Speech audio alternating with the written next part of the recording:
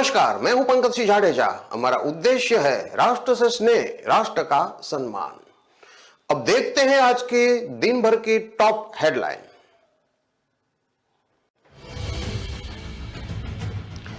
Patna university में छात्र संघ चुनाव को लेकर सरगर्मी तेज। महिला प्रत्याशी जमकर कर रही है चुनाव प्रचार। वोटरों को लुभाने में लगे हैं सभी।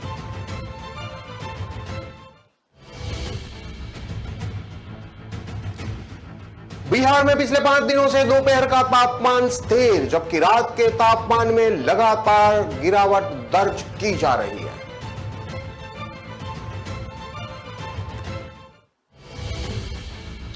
बक्सर में सनातन संस्कृति समागम का होगा आयोजन। 7 से 15 नवंबर तक चलेगा कार्यक्रम। 9 राज्यों के मुख्यमंत्री और 5 राज्यों के राज्यपाल होंगे शामिल।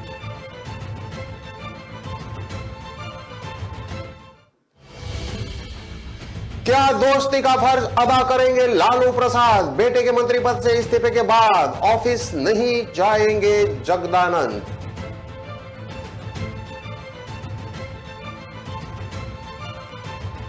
छात्रा से यूपी के सिपाही ने किया था दुष्कर्म, अब जान से मारने की धमकी, होगी सीआईडी जांच।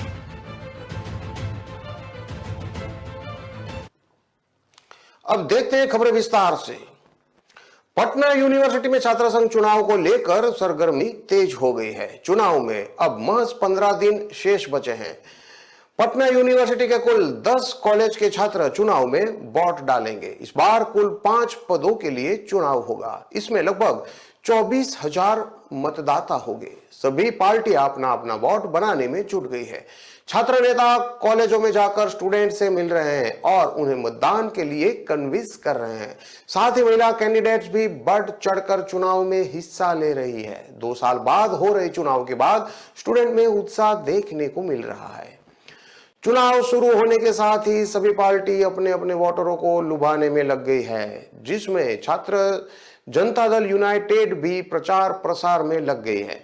छात्र जनता दल यूनाइटेड की महिला प्रत्याशी संध्या ने महिलाओं की सुरक्षा को लेकर बात करते हुए बताया कि जिस पार्टी से हम चुनाव लड़ रहे हैं उस पार्टी में नाम से सुरक्षा शब्द जुड़ जाता है।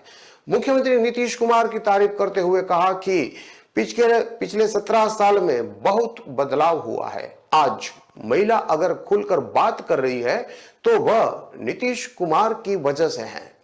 उन्होंने कहा कि कॉलेज से जुड़ी सारी समस्याओं को नीतीश कुमार ने दूर कर दिया है। आगे बताया कि पहली प्राथमिकता हम महिलाओं की सशक्तिकरण को देंगे और जो हमारा साथ देंगे हम उनका साथ कभी नहीं छोड़ेंगे। इस बार पटना विश्वविद्यालय छात्र संघ चुनाव में महिला वोटर्स की भूमिका नदारद देखी जा रही है। छात्राएं चुनाव में कम दिलचस्पी दिखा रही है। पिछली बार के मुकाबले लड़कियां छात्र संघ चुनाव से बचती दिख रही है। मनीषा कुमारी ने बताया कि महिलाएं चुनाव के लिए जागरूक हो रही है, पर पटना में उतना जागरूकता देखने को नहीं मिल रही है। इसका कारण उन्होंने समाज और पेरेंट्स का दबाव को बताया। साथ ही सरकार को भी लताड़ा कि सरकार भी लड़कियों की राजनीति में भूमिका को गलत नजरिए से देखती है। छात्र संघ चुनाव को लेकर सभी पार्टियां अपने अपने वोट बनाने में जुट गई है। आदित्य रंजन ने बताया कि लड़कियों का चुनाव में भाग नहीं लेने का एक कारण यह है कि जो लोग पहले लड़कियों से बदतमीजी करते थे वही आज वोट मांग रहे हैं। लड़कियों की हिस्सेदारी कम होती जा रही है, लेकिन हमारा पैनल किसी न किसी तरह लड़कियों को सामने लाएगा, उनका हक दिलवाएगा। उन्हें डरने की कोई जरूरत नहीं है, वो खुद आगे आए, अपनी लड़ाई लड़े। मीडिया से बातचीत करते हुए क्रम में मगध महिलाओं को छात्रा स्मिता ने बताया कि इस बार चुनाव में उसी पार्टी को वोट किया जाएगा जो हमारे मुद्दों के बारे में सोचे, खुद का फायदा नहीं देखे। बताया कि पटना यूनिवर्सिटी में अलग तरह का पॉलिटिक्स चलता है। सभी पार्टियां जीतने के बाद अपना हित पहले दिखती हैं, बाद में हम लोगों के बारे में सोचती हैं। इसलिए इस बार हम लोग अपने दोस्तों से बात करके सबके साथ डिस्कस करने के बाद ही किसी भी पार्टी को वोट दिया जाए या नहीं वो तय करेंगे।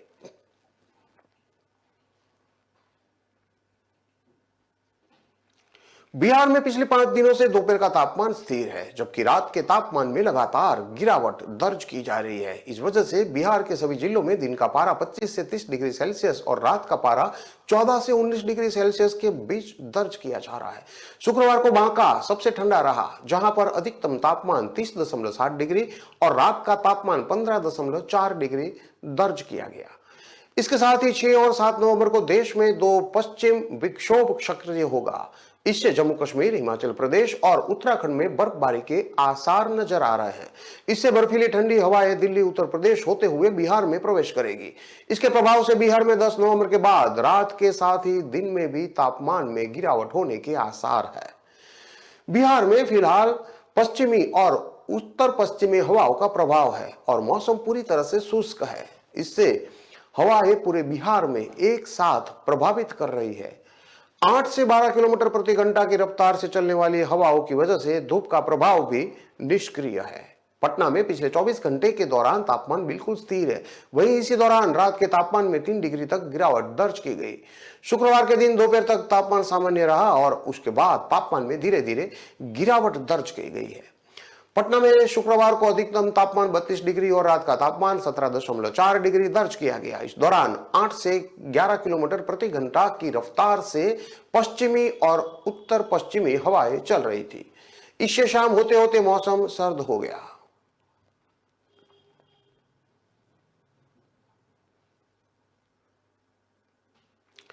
बिहार राज्य का बक्सर जिला भगवान श्री राम की कर्मभूमि रही है। इसी कड़ी में श्री राम की कर्मभूमि पर न्यास सिद्धाश्रम बक्सर में सनातन संस्कृति समागम का भव्य आयोजन 7 नवंबर से होने जा रहा है। यह कार्यक्रम 15 नवंबर 2022 तक चलेगा। इसकी जानकारी बक्सर के सांसद और केंद्रीय राज्य मंत्री अश्विनी चौबे ने आज प्रेस कॉन्फ्रेंस के दौरान दिए। आपको बता दें कि इस कार्यक्रम का आयोजन बक्सर के अहिरोली में होगा। इस कार्यक्रम में देश के बड़े संतों का आगमन भी होगा। इस दौरान यहां देश भर के बड़े बड़े संतों का आगमन शुरू भी हो गया है। इसके अलावा जीयर स्वामी के मार्गदर्शन में लक्ष्मी नारायण महायज्ञ के साथ 5 तरह के यज्ञ यहां आयोजित किए जाएंगे, जिसमें बड़े बड़े संत भाग लेंगे।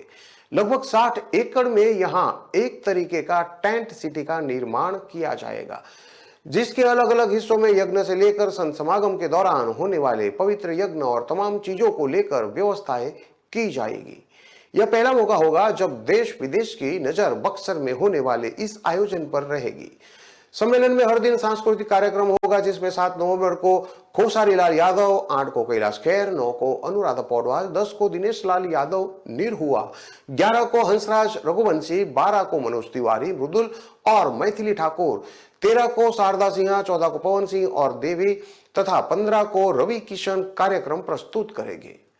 आपको बता दें कि भगवान श्री राम प्रतिमा स्थल पर जलेंगे 11 लाख दीपक। 6 नवंबर को यज्ञ स्थल से शोभा यात्रा निकलेगी। इस दौरान 7 नवंबर को बक्सर में बनने वाली 250 फुट भगवान श्री राम की प्रतिमा स्थल पर 11 लाख दीपक जलाए जाएंगे। इस दौरान 8 नवंबर को सर संघ चालक मोहन भागवत हिस्सा लेंगे। 9 नवंबर को जीयर स्वामी महाराज यज्ञ प्रारंभ करेंगे। इस दौरान 7 से 15 नवंबर तक सुबह 9 से 12 बजे तक श्रीमद् भागवत कथा का पाठ होगा, जबकि शाम 3 से 6 बजे तक जगत गुरु रामानंदाचार्य द्वारा प्रतिदिन राम कथा सुनाई जाएगी। केंद्रीय राज्य मंत्री बक्सर सांसद अश्विनी कुमार चौबे ने बताया कि इस भव्य आयोजन को लेकर अब आज से तैयारी शुरू हो गई है। यज्ञ के साथ साथ भगवान श्री राम के पुरुषार्थ को भी जानने का लोगों को मौका मिलेगा, जब बड़े बड़े देश के संत महात्मा यहां आकर एक बार फिर से इस धरती से सनातनी धर्म के गौरव को लोगों तक पहुंचाने का काम करेंगे। उन्होंने बताया कि यहां आने वाले संत महात्माओं धार्मिक कार्यक्रमों में भजन कीर्तन के माध्यम से हिस्सा लेने वाले महात्माओं के अलावा संतों और भक्तों के लिए व्यवस्था की जा रही है। बक्सर में एक टेंट सिटी बनाया जाएगा ताकि किसी को कोई परेशानी ना हो। कार्यक्रम में आरएसएस प्रमुख मोहन भागवत, जेपी नड्डा और अमित शाह के भी पहुंचने की पूरी उम्मीदें हैं।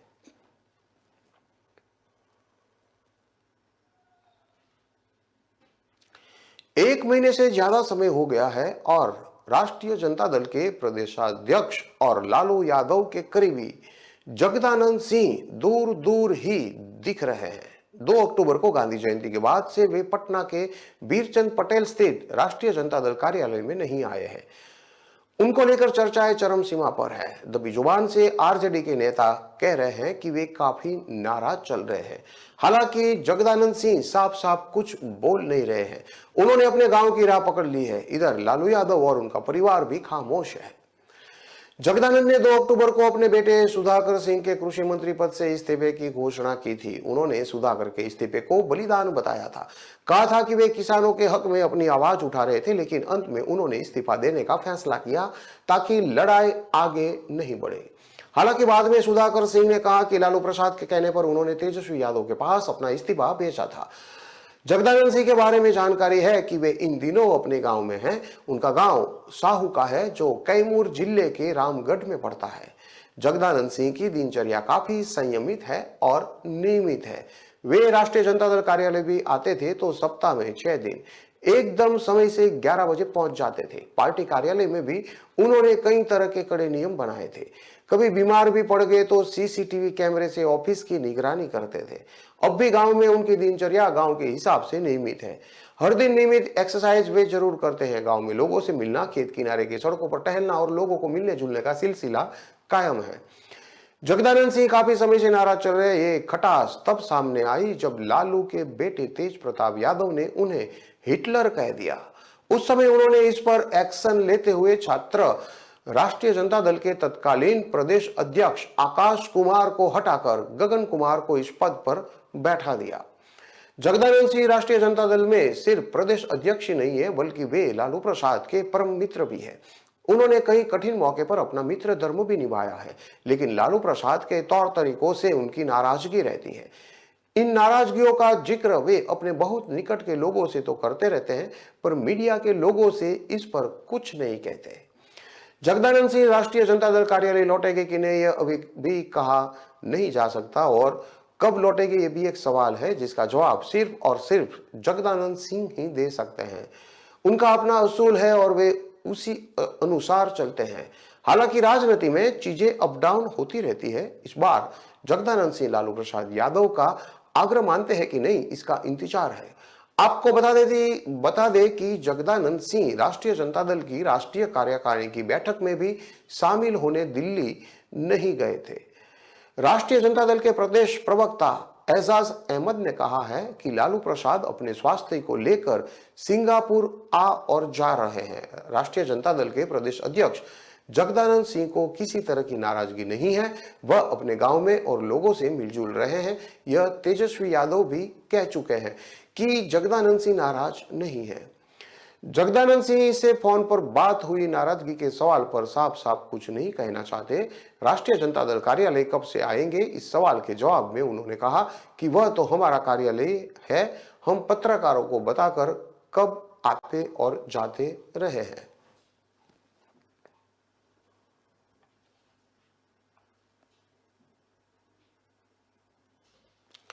पटना के पत्रकार नगर में रहकर प्रतियोगिता परीक्षाओं की तैयारी करने वाली एक छात्रा ने यूपी के रामपुर जनपद में तैनात सिपाही नितिन उज्जवल पर दुष्कर्म करने का आरोप लगाया है। इस संबंध में पत्रकार नगर थाने में 6 दिसंबर 2021 को केस दर्ज किया गया था।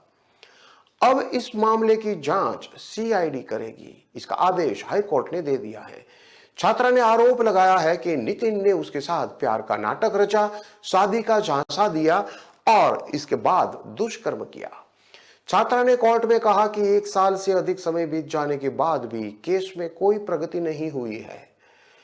आईओ लापरवाही बरत रही है, उनका व्यवहार मेरे प्रति ठीक नहीं है। युवती के आवेदन के अनुसार उनकी दोस्ती नितिन से फेसबुक से हुई थी। धीरे धीरे दोनों के बीच प्यार हो गया। युवती ने पुलिस को बताया कि वह लखनऊ में कोई कोचिंग संस्थान ढूंढ रही थी। मदद करने का झांसा देकर नितिन ने उसे लखनऊ बुला लिया। वहीं उसने दुष्कर्म किया। जब युवती शादी का दबाव बनाने लगी तब युवक मुकर गया। यह बात नितिन के घर वालों तक भी पहुंची, लेकिन पीड़ित की फरियाद किसी ने नहीं सुनी। युवती ने कहा कि अब नितिन उसे धमका रहा है कि केस वापस नहीं लोगी तो तुम्हें जान से मार दिया जाएगा।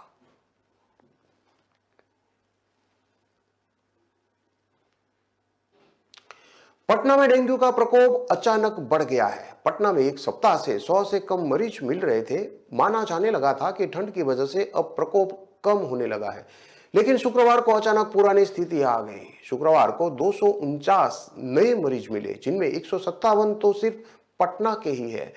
पटना में अब तक 5,773 लोग डेंगू से पीड़ित हो चुके हैं। डेंगू के हॉटस्पॉट में राजेंद्र नगर भी शामिल हो गया है। Rajendra Nagar road number 13B और 13C, श्याम मंदिर रोड, सैदपुर हॉस्टल के आसपास के इलाके में प्रकोप अधिक है। वार्ड नंबर 57 की पार्षद स्मिता रानी भी चपेट में आ गई है। उन्हें अगमकुआ स्थित एक निजी अस्पताल में भर्ती कराया गया है। लोक नायक जयप्रकाश नारायण हड्डी अस्पताल के निर्देशक डॉक्टर सुभाष चंद्रा की पत्नी भी पीड़ित हो गई है। पहले डॉक्टर चंद्रा पीड़ित हुए थे। ये लोग भी राजेंद्र नगर इलाके में ही रहते हैं। डॉक्टर अरविंद कुमार के घर के भी 2 सदस्य पीड़ित हैं। यहाँ जो मरीज मिल रहे हैं उनमें खतरनाक स्ट्रेन है। यही स्ट्रेन दिल्ली में भी मिला था। इसका खुलासा IGIMS की जांच से हुआ है। इलाके में गंदगी का अंबार है, गोबर जमा है, नाले की साफ सफाई नहीं होने से डेंगू के मच्छर पनप रहे हैं। इसके बावजूद इलाके में फॉगिंग या दवा का छिड़काव करते किसी को नहीं देखा गया है।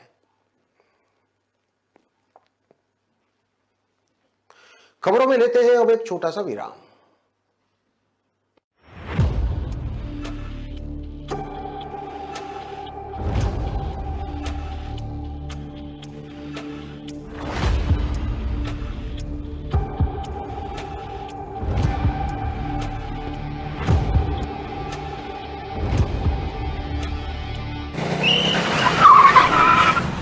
मस्त मास्क पहना रे तूने।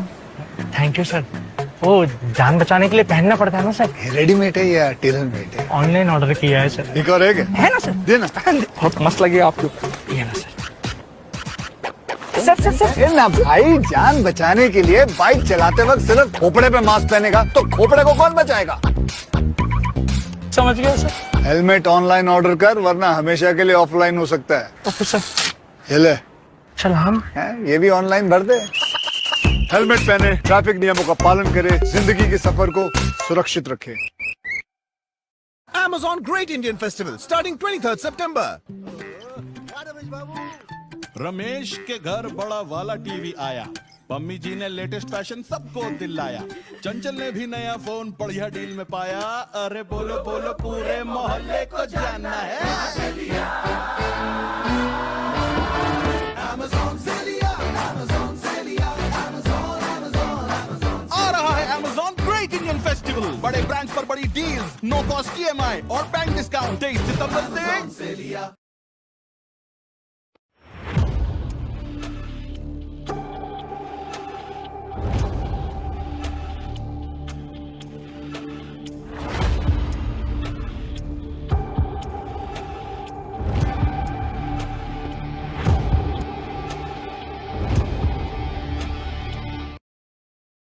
Amazon Great Indian Festival।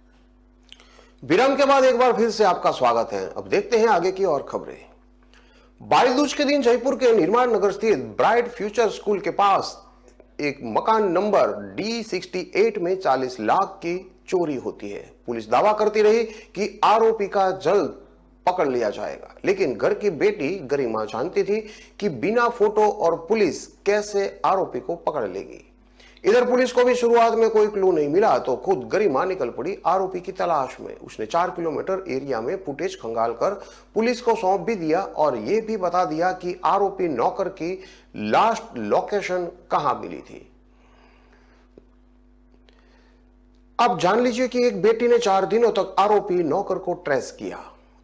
मेरे घर में पीजी चलता है और पापा टिफिन बनाने का काम करते हैं।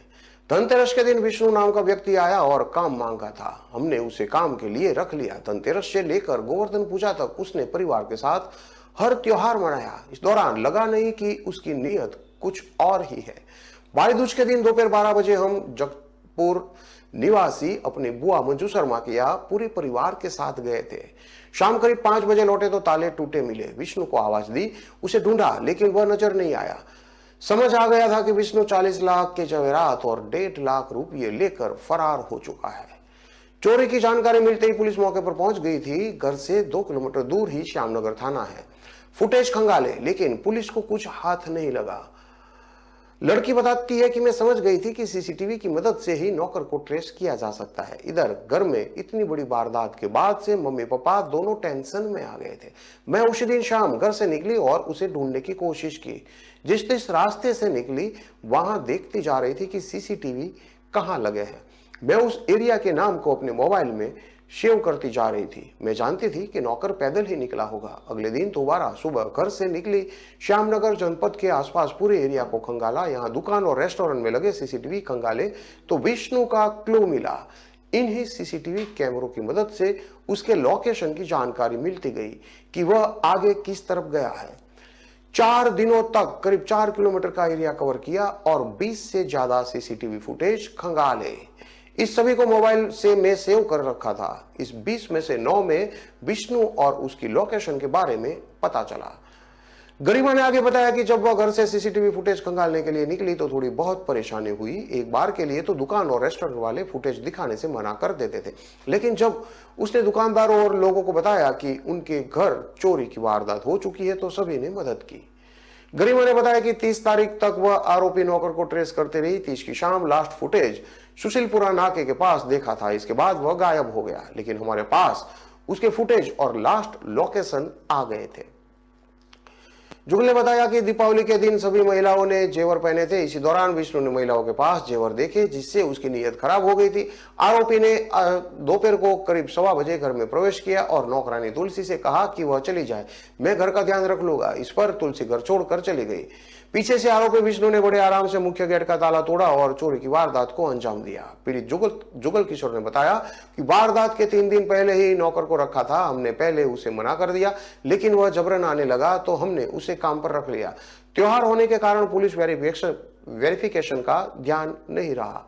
श्यामनगर थाना सीआई श्री मोहन मीणा ने बताया कि कई मोबाइल टावरों से सीडीआर निकाली गई। आरोपी की लोकेशन पर काम किया, लेकिन उसका मोबाइल चोरी का निकला। आरोपी की तलाश के लिए एक टीम को दिल्ली में भी भेजा, लेकिन वहां से भी कोई सफलता नहीं मिली है। नेपाल बॉर्डर भी एक टीम निगरानी के लिए रखी हुई है। कोटा शहर के महावीर नगर कॉलोनी में शनिवार सुबह यानी कि आज 5 बजे रिहायशी कॉलोनी में लेपर्ड आने से भारी हड़कंप मच गया। इस दौरान लेपर्ड ने 4 लोगों पर हमला कर दिया। हमले के बाद लोग चिल्लाने लगे तो वह एक घर में जा घुसा। बताया जा रहा है कि इस घर में पति पत्नी रहते हैं। कमरे में लेपर्ड को देखकर उन्होंने खुद को दूसरे कमरे में बंद कर दिया। लेपर्ड के हमले से 2 गंभीर घायल हो गए हैं, जिन्हें कोटा के हॉस्पिटल में एडमिट करवाया गया है। स्थानीय लोगों के अनुसार घटना तड़के 5 बजे के आसपास की है। पहले सुबह 5 बजे शिवजोत कॉन्वेंट स्कूल के आसपास इलाके में इसे देखा गया था। अलग अलग जगहों पर 4 लोगों पर अटैक कर दिया था। इसके बाद वह गणगौरी पार्क इलाके में आया और वहां गाय पर हमला कर दिया। चिल्लाने पर वह एक मकान की छत पर चढ़ गया। यहाँ सीढ़ियों के सहारे उतरकर एक घर में घुस गया। यहाँ पति पत्नी रहते थे। लोगों की आवाज सुनकर जब वे दूसरे कमरे से बाहर आए तो कमरे में एक लेपर्ड को देखकर भागे और खुद को दूसरे कमरे में बंद कर दिया। सूचना मिलने पर एडिशनल एसपी 2-3 थानों के सीआई कोटा दक्षिण विधायक संदीप शर्मा, कांग्रेस नेता विद्याशंकर गौतम समेत कई लोग वहां पर पहुंचे। इसके साथ ही फॉरेस्ट डिपार्टमेंट की टीम को ट्रैंक्विलाइजेशन करने के लिए भी बुलाया गया। लेपर्ड को पकड़ने के लिए छत पर जाल लगाया गया था। इस दौरान लेपर्ड रसोई में जाकर छिपा हुआ था। करीब 10:54 पर लेपर्ड को ट्रैंक्विलाइजेशन किया गया।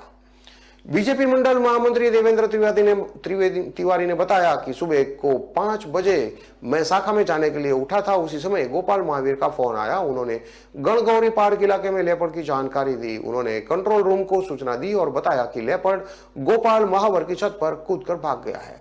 घटना में घायल मयंक मीणा ने बताया कि सुबह 6 बजे घर का गेट खोलने गया था। उस समय पैंथर ने नीचे बैठा हुआ था, फिर वह ऊपर आ गया, मना करके भाग गया। दूसरी गली में 2 जनों पर अटैक किया। लोग दहशत में आ गए थे। स्थानीय युवक कार्तिक दक्षिणी ने बताया कि करीब 7:30 बजे उसने घर के सामने लेपर्ड को बैठा देखा था। कुत्तों ने भौंकना शुरू किया तो वह वहां से भागकर दूसरे मकान पर चला गया। टीचर तारा सनाठिया ने बताया कि लगभग 7:30 बजे की बात है। पूजा करने जा रही थी, उसी समय सड़क पर लेपर्ड निकला। मैंने चिल्लाना शुरू कर दिया। लेपर्ड ने गाय पर झपटा मारा, गाय भाग गई। मोहल्ले वाले को बताया कि स्थानीय निवासी निवेश राठौड़ ने भी बताया कि 8 बजे की बात है। मेरे मकान में होकर लेपर्ड दूसरे मकान में चढ़ गया, सीढ़ियों से होकर पास वाले मकान में घुस गया। मैंने स्थानीय वार्ड पारिषद और 100 नंबर पर कॉल किया। प्रद्युमन राठौड़ ने बताया कि वो स्कूल जा रहा था, उसी समय दहाड़ की आवाज आई। लेपर्ड पड़ोसी की छत पर कूद गया, वो बाहर भाग गया। मैं डर गया, मम्मी पापा भी बाहर आ गए। मैं स्कूल इसलिए नहीं गया। इसके बाद लेपर्ड उषा नंदवाना के घर में घुस गया। करीब 2.5 घंटे तक कमरे में कैद रही उषा नंदवाला ने बताया कि वो चौक में काम कर रही थी, पति दूसरे कमरे में थे। एकदम से दहाड़ की आवाज आई, सोचा बंदर होगा, फिर देखा तो शेर सा लगा, फिर एहसास हुआ ये तो लेपर्ड है। वो सीधा किचन या कमरे में घुस गया। हम दोनों पति पत्नी एक कमरे में बंद हो गए। फिर पड़ोसियों और रिश्तेदारों को फोन किया। लेपर्ड के हमले से घायल हुए रामविलास मीणा ने भी बताया कि मैं रोज सुबह मॉर्निंग वॉक पर जाने के बाद छत पर पक्षियों को दाना डालने जाता हूं। सुबह 7 बजे करीब की बात है। मॉर्निंग वॉक से वापस आया तो छत पर पक्षियों को दाना डालने के लिए गया। जैसे ही पिंजरी का गेट खोला, सामने छत पर कोने में लेपर्ड नजर आया। मैं कुछ समझ पाता उससे पहले ही उसने गुर्राते हुए मुझ पर हमला कर दिया। दोनों पैरों को मैंने हाथों से पकड़ लिया। वह गर्दन पर लपक कर हमला कर रहा था। मैंने उसके दोनों पैर पकड़ लिए तो उसने मेरे हाथ का पंजा चबा लिया। मैंने उसे झटका और भागकर पड़ोसी की छत पर कूदा ताकि नीचे जा सकूं, लेकिन उसने पीछे से दोबारा हमला कर दिया। मैं संघर्ष करता रहा। इसके बाद उसे पकड़कर मैंने जोर से छत पर साइड में फेंका और वापस मेरे मकान की छत पर आ गया।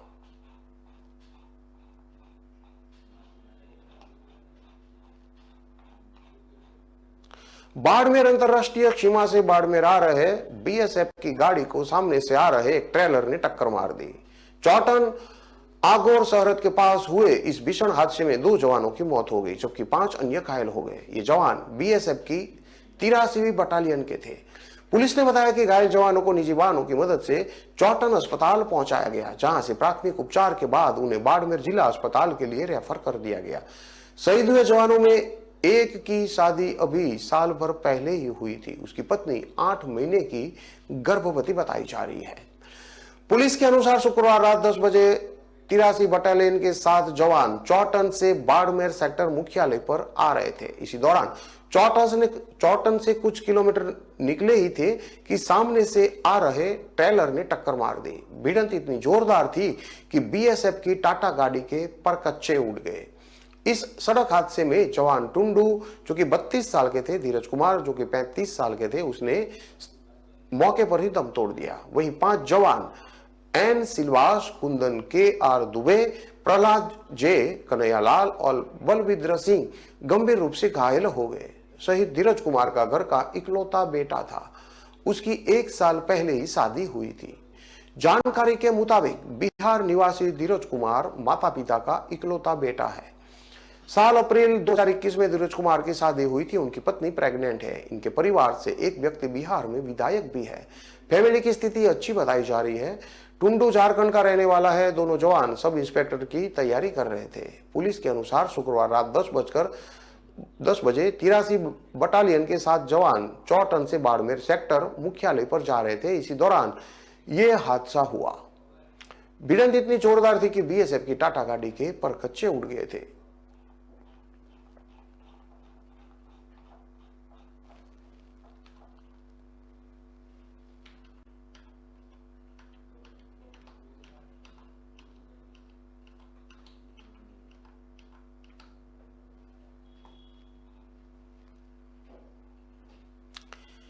इन सभी खबरों को विस्तार से पढ़ने के लिए आप हमारे वेबसाइट का भी प्रयोग कर सकते हैं। हमारा वेब का पता है www.kalamkartavya.com। हमारी कलम ही हमारा कर्तव्य है कि उद्देश्य के साथ खबरों को आप राष्ट्र प्रथम के साथ देखते रहिए। नमस्कार।